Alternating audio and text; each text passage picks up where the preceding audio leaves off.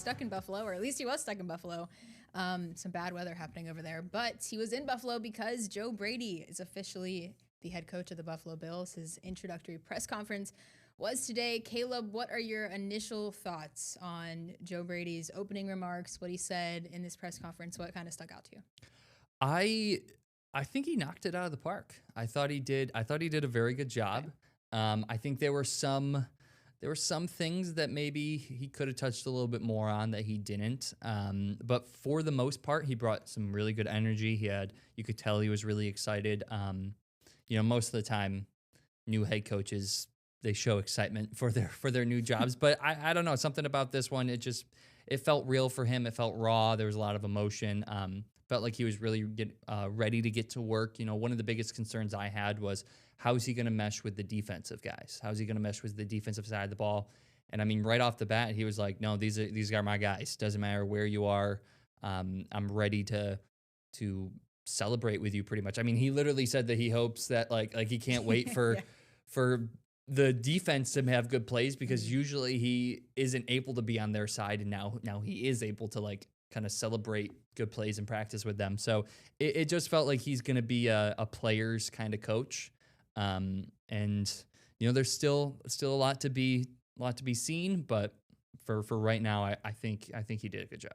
The one thing we talked about earlier this week was, we don't know if Joe Brady is like the head coach energy. We just don't really know if we've seen that from Joe Brady. And I think this press conference today showed that he does bring the energy. I mean, we saw how emotional he was. He was trying to hold back from crying, even at just mentioning the word Buffalo. I don't know if you saw that.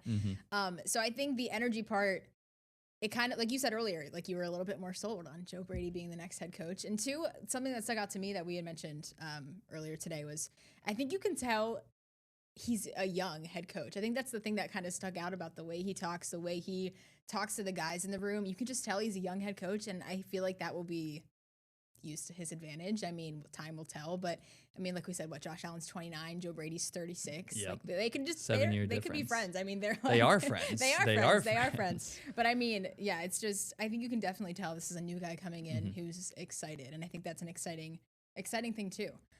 Today, Thad Brown, like we said, was out in Orchard Park and got to, witness this all go down, catch up with some of the players. Brandon Beane spoke as well, just about Joe Brady being, like we said, this young guy, this first-year head coach, and kind of what he plans to bring to the table in this offseason and get things ready for his first year at the helm.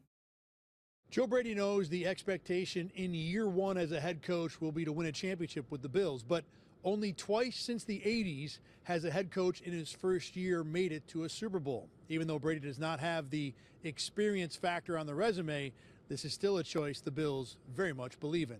When I took over at LSU, I was a coaching assistant. I'd never called plays before. And it was the same, hey, how are you going to game plan? How are you going to put together a call sheet? How are you going to get... You figure it out, you grow, you learn, you try to do everything you can to put you in the best position to have success.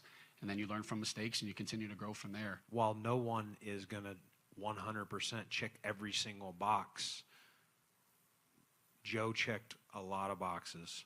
And we think the areas, some of it is the box, he's never done it before. You can't check that box. But ultimately, we think knowing him, knowing his vision, and knowing the team and the support staff that we have here, that we can help fill in some of those areas. To hear him have to answer some of these tough questions, and he handled them like a true professional. And again, he said it in his press conference, you don't get head coaching experience without being a head coach, right? So at some point, everyone that's been a head coach was a head coach for the first time at some point. And it's his time now. I believe, stay ready so you don't have to get ready. And so everything that I've done is making sure, and when this opportunity ever did come up, that I had a plan for exactly what I was looking like. One of the factors in this decision for Brandon Beane was an experience he had as the interim GM in Carolina when he interviewed for the main job, a job he did not get because the organization said they wanted to go outside for their new candidate. A response that confused Beane because he felt he had expressed in the interview all the things he would have done to change the team. And now he wants to make sure Brady has that chance, saying, quote, "You don't want to discount that Joe has the qualities to learn and grow on the job and maybe has a higher ceiling than someone with more experience." So Joe Brady is the youngest NFL coach now at 36 years old. Caleb, do we think, we kind of talked about this a little bit, do we think his age is an advantage with this Bills team, a disadvantage? What are you kind of feeling out from? You said bro-ish vibe. I don't want to call you up, but that's what we said. Bro-ish vibe. I said bro-ish vibe. What do you think is bro-ish vibe? Is that a good thing or a bad thing? Like, I think it could be a little bit of both. I think there could be an advantage. You know, this is for every job ever, really, that every once in a while some younger, newer kind of mindset is needed, you know, something new, different. So that could definitely be good. Maybe he brings a different kind of mindset to the offense or to the team as a whole. But I'm also curious, I'll say nervous / curious of how is his relationship with the players going to kind of pan out? Is he going to be too friends with them? Bro-ish, yeah. Bro-ish? Yeah. Is it going to be too much of like, me and Josh Allen are best friends? Brandon Beane, we saw exactly. It. So maybe I hope that doesn't get too much in the way of putting together a good football team and going and winning a Super Bowl. I'll be interested to see who he hires as his coordinators too. If he'll go with younger guys too, I feel like that could certainly make a difference. But yeah, I'm kind of with you. I feel like I'm in the middle. Time will tell. I mean, this is a guy we don't know what's a basis off of. I think Brandon Beane today too, at the press conference said, you know, we weren't looking at Joe Brady from what he has done. We're looking at him for what he can be. And I think that's, you know, kind of the big question mark is we don't know what he can be, but I think his age could be an advantage. And I think certainly with your MVP quarterback, that could be something as well. Speaking of MVP quarterback, he had some things to say about Joe Brady as well. A few other guys, Thad got their reactions out in Orchard Park with the new hiring too. I do believe in what he had talked about in his meetings, what he's talked about really the last few years that he's been in the quarterback room, of just the mindset that he has, the togetherness, being you with us. I can go on and on about how good of a coach I think Joe is, but you know, he's also a great human being. He's a family man. He's a leader. You know, and I think that our guys will respond positively to this. He's always preached, you know, be you with us, and that's kind of in his MO.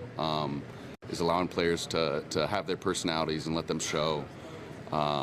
And that's exactly what he does. So it's one thing to preach it, but it's one thing to practice it, and that's kind of who Joe is as a person. I felt it was always great hearing from Joe in the offensive meetings the day before games to see, you know, he's amped up, he's really invested into the game plan, and we are also as players. And so it was always fun to go out there each week with a enthusiastic offensive coordinator. I truly believe in the direction of this organization, starting from the top, and I think that again, whatever Joe needs from me, I'm going to do, and I think that it's the right decision for this organization. So that was Josh Allen in front of the media today, but before Josh Allen was in front of the media, Josh Allen made quite the entrance to the media. He came in on crutches, later said that he had surgery on his right foot to fix a broken bone. He said he thinks he'll be ready for OTAs and said if he could play this week, he would be playing this week. So hypothetically, if the Bills were getting ready for a Super Bowl, Josh Allen would be playing on a broken foot. Don't know if that's like the greatest thing in the world. But Caleb, what are your thoughts on, or I guess are we concerned about this injury? It's very, very early in the offseason, not even really the full offseason yet. The Super Bowl hasn't happened, but are you concerned with Josh Allen's injury here? Well, I think if anyone could go win a Super Bowl on a broken foot, it's probably Josh Allen. Spoken like a true Bills fan. I'm not concerned. Obviously, anytime you ever ask an athlete about their injury, they're going to give you the optimistic answer. But it does feel to me that this is a pretty straightforward thing. He said that he feels like he'll be ready by OTAs. Even if he's not 100% by OTAs, there's no reason that he's going to have to push it. I see no reason why he's not good by come training camp at the very, very latest. But I think he'll be able to get out there and at least be a voice during this preseason. Yeah, he was like super serious too. He was like, no, I'm not kidding you guys. If we were playing this week, I'd be out there. And I think everyone was like, oh, yep, he's serious. I mean, not that we would expect anything less. No, like you never. said, if anyone would go out there, it'd be maybe Josh Allen on a broken foot. I didn't think it would be broken either. I'm surprised it didn't seem, I mean, we knew he had injuries, but it didn't seem like he said it was he said it was an injury that he's been kind of dealing with for a while, but that it got re-aggravated pretty bad during the Cleveland game. And that ever since then, it's been broken, which means I'm pretty sure he went to the locker room to get x-rays that week, which means they must have seen that it was broken. And he was like, no, I'm fine. Anybody. We're good. We're chill. All right, whatever. Mitch Trubisky wasn't the answer at the time. I don't know if Mitch Trubisky has been the answer at any time, but maybe. I mean, if Josh Allen has a broken foot, he might have to be. All right, so speaking of Josh Allen, always talking about Josh Allen here, but Josh Allen, we didn't get much of a reaction last week when Sean McDermott was fired. That was kind of the big, where's Josh Allen's reaction to this? Some guys expressed concerns on social media. Josh Allen was not one of them. But today he was asked, what he thought about the Sean McDermott firing, and he took it kind of hard. I'd be lying to you if I'm sitting here saying that, I feel like I had part in it, because if I make one more play that game in Denver, we're probably not having this press conference right now. We're probably not making a change. And in all honesty, we're probably getting ready to play another game. And that's the hard part to take in from my perspective. But that's reality. It is what it is now. Do you think he's implying there that they would have beat the Patriots? That's what a lot of people on social media think I didn't even see he's that on social implying. media. A lot of people are like, whoa, so Josh Allen just thinks they would have beaten the Patriots. I don't think that's what he's saying. I think he's just showing that he has confidence in his team and his squad, and that, if he would have made one more play, then he would have had the opportunity to make the next play, I think is all he's implying. All right, we're going to move into our roundtable segment now. Thad Brown, Josh Reed, and Carl Jones out in Orchard Park today with all of the news and updates out of this press conference. Joe Brady talked a little bit, Brandon Beane. I will let them take it away from here. Time for the BKL Nightly Roundtable. It is Josh Reed. It is Carl Jones. I'm Thad Brown, of course. And Joe Brady is now officially the head coach of the Buffalo Bills. Guys, the question in fans' mind was, how is this different from what Sean McDermott was? You're promoting from his staff. How well do you think Brady and Brandon Beane and the team answered that question today? I thought he did a pretty good job. And I thought one of the things that really stuck out to me was he said that he took this job knowing what the expectations are and not shying away from those expectations, which I think is huge, because when you kind of flash back and listen to what Terry Pagula said at the press conference after Sean McDermott was fired, it's not a Super Bowl or bust for the new head coach. Meanwhile, the fan base does not believe that. They think, hey, look, every year Josh Allen doesn't make it to a Super Bowl is 1 year closer to him retiring and it being a quote-unquote wasted career, which is a theory that I don't necessarily believe in, but that's the way a lot of fans think. So I thought it was really important for Joe to get out there and go, look, I know what the expectations are. I'm fine with that. I'm not shying away from it. That was really important that he did that. The biggest thing that I took away from him is the energy that he brought. And I think it's contrasted compared to how you view Sean McDermott. And I know in the beginning of McDermott's career, there were the nicknames of Drill Sergeant McDermott, and, he's very militant. And as the years went on, he loosened up a little bit. But I do think it was a stark contrast from how we view McDermott versus what we saw today. When Sean McDermott talks, you want to stand up a little bit because he grabs the room in a way where it's like, hey, I want to make sure I'm paying attention to this guy. Based off of social media and just even looking around the room, when Brady talks, it's more of an energetic vibe where like everyone's like, oh yeah, I like this guy. I see what he got a little pep in his step. So I think that's going to be the difference going forward. When you say, is there any difference? It's going to be the juice, the vibes. How does that translate to Sundays? I have no idea. But in terms of how they practice, how we see them around the building and on the field, I think that's going to be the one noticeable difference. I do like what you said, that the Sean McDermott is kind of the answer the call guy. Joe Brady's kind of the rally the troops guy. We're all going to get together and hang out. The thing that stuck out to me was I thought the Bills and Brady did a nice job of kind of threading the needle between we need to change, but we don't need to change a lot. He talked about fine-tuning things. And I thought it was the right chord to strike, because this team has been to many playoff games in the last few years, many wins, many division titles. You don't need to reinvent the wheel. You just need to figure out how to get over that hump. And I thought the way it was addressed today was appropriately done by everybody up on stage. Before we move off of Sean McDermott, I thought Joe Brady did a really nice job of mentioning Sean multiple times, thanking him for kind of helping him get to where he is. And like he said, he wouldn't even be in Buffalo if it wasn't for Sean McDermott. I thought he did a really nice job of making sure that he kind of gave Sean his flowers. It was a good way to follow the press conference last week that most people reacted negatively to kind of clean up that thing. The one I will point out, though, is Brandon Beane saying, well, we didn't point the finger at coaching last week. You kind of did. Yeah. That was maybe the only misstep I thought from today. Outside of the general change part of this, give me the thing that stuck out to you, probably from Joe Brady, but if you want to make it a Brandon Beane comment, go ahead. The thing that really kind of resonated with you from day one here with Joe Brady. Mine was actually from Brandon Beane. I thought it was really interesting when he was talking about the interviewing process with Joe Brady and the idea that he wanted to dig in on his defensive philosophies. that's really interesting because I don't think that's something that a lot of us really think about because you already know what he thinks offensively. You've been around him for multiple years. He's been the offensive coordinator for 2 years. You really want to find out what he believes in and what's at his core on the defensive side of the ball. And quite frankly, I had a chance to sit down with Brandon Beane and I asked him, does it give him a little bit of an advantage because when another guy comes in to interview for the job, you got to find out both sides of the ball what he thinks. Whereas with Joe Brady, you only really had to peel back one side of the ball to the other. And he said, yeah, that's a kind of a good, Brandon Beane saying, yeah, that's kind of a good point because we could kind of go all in on the defensive side of stuff because we know what he wants to do offensively. The word alignment came up like 17,000 times a day, and it's hard for me to shake that. Hey, hold on real quick. Alignment? I'm glad you brought that up. Did you notice their suits? Their ties? Were they the same? Their I didn't lapels? notice. Really? I mean, I'm telling you, they look like they walked out of the same catalog, Right. the same picture. Well, so you want to talk about alignment? That does happen, though, when one guy's in charge of the other, right? This is not maybe a collaboration, but one person's in charge setting the uniform, I guess. And last week, towards the end of that press conference, Brandon Beane made it clear, like, hey, he's calling the shots around here now. He is going to hire this staff. It is going to be a situation where he reports to Bagula and the head coach reports to him.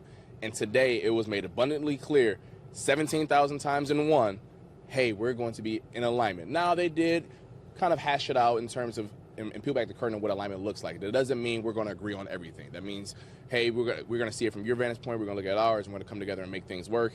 That sounds good right now in terms of the war room in April. We'll see what the alignment really looks like. But they made it abundantly clear today.